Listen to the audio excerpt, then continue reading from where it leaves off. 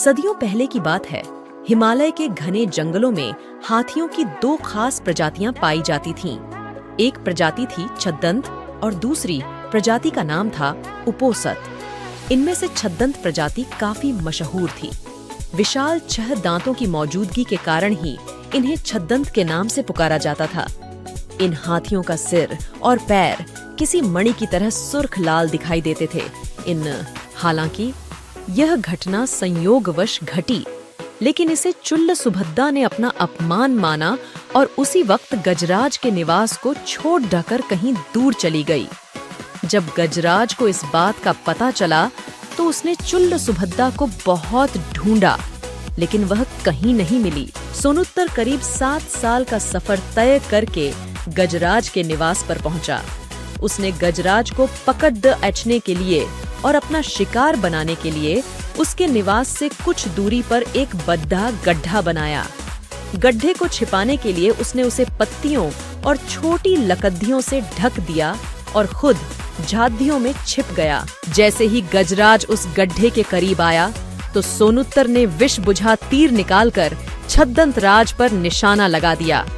तीर से घायल होने के बाद जब गजराज की नजर झाड़ियों में छिपे सोनुत्तर पर पड़ी तो वह उसे मारने के लिए दौड़ा।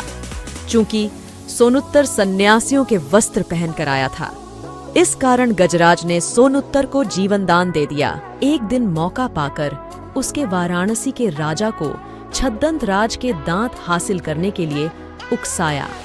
परिणाम स्वरूप कुछ कुशल निषादों के समूह को राजा ने गजराज के दांत लाने के लिए भेज दिया।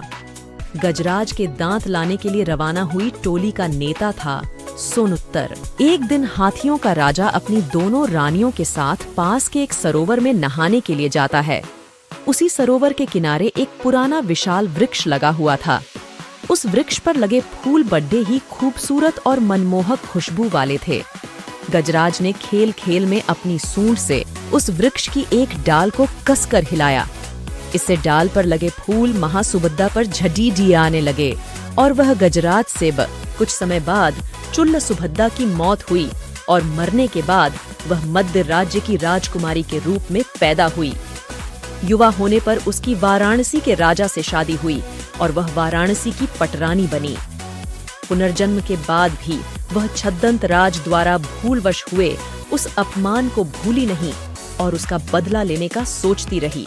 गजराज के दांत पाकर सोनुत्तर वाराणसी लौट आया और गजराज के दांत रानी के समक्ष रख दिए। साथ ही सोनुत्तर ने रानी को यह भी बताया कि किस तरह गजराज ने उसे जीवन दान देकर खुद अपने दांत दे दिए। पूरी बात जानने के बाद रानी गजराज की मौत बर्दाश्त न कर सकी और इस सदमे से उनकी भी तुरंत मौत हो गई। कहानी से सीख बदले की भावना सोचने समझने की क्षमता छीन ली।